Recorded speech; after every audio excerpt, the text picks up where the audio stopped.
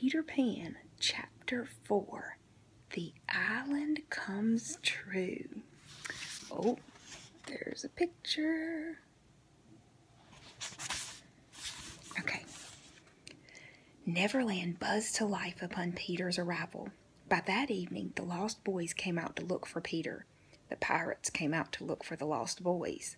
The Redskins were looking for the pirates. The beasts were looking for the Redskins. They were all over the island. All of them wanted blood, except the Lost Boys, who just wanted to find their captain. The Lost Boys wore animal skins. There were 6 of them in all. There was Toodles, Nibs, Slightly, Curly, and the twins.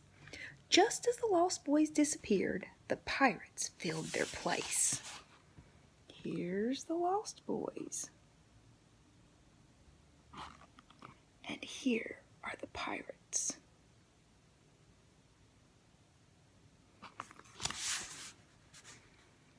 The pirates, there was the handsome Italian Sicko, the tattooed Billy Jukes, Cookson, Gentleman Starkey, Noodler, Rob Mullins, Alf Mason, and Irishman Smee. Finally, there was Captain James Hook himself. In person, he was absolutely deathly looking and dark-faced. His hair was in long black curls. He had beautiful, soulful blue eyes that turned hard when he was sticking his hook through someone. As the pirates went on their way, the Redskins followed, each of them alert. They carried tomahawks and knives, and their naked bodies gleamed with paint and oil. Strung around them were scalps of boys as well as of pirates. These were of the Pickaninny tribe. Leading them was Great Big Little Panther, the redskin with so many scalps that they got in his way all the time. Lastly, there was the fearless Tiger Lily. She was the most beautiful of her kind, stylish, courageous, and cold and loving when required. As they walked, they hardly made a sound, even when they stepped over dry wood. The only sound that was heard was their breathing. There we go.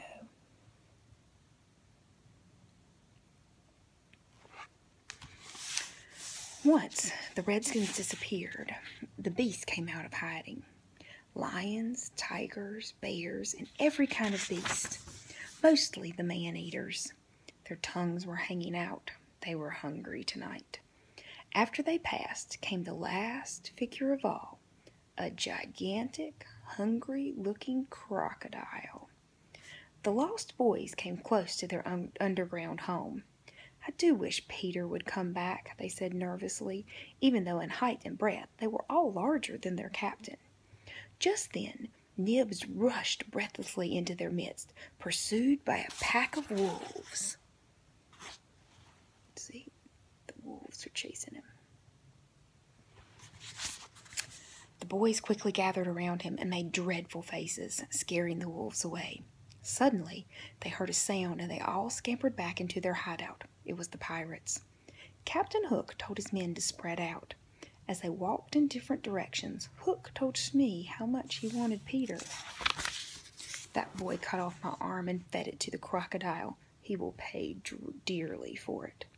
Smee, Hook went on huskily, that crocodile would have had me before this, but by a lucky chance it swallowed a clock that goes tick, tick inside it. So before it can reach me, I hear the tick and run.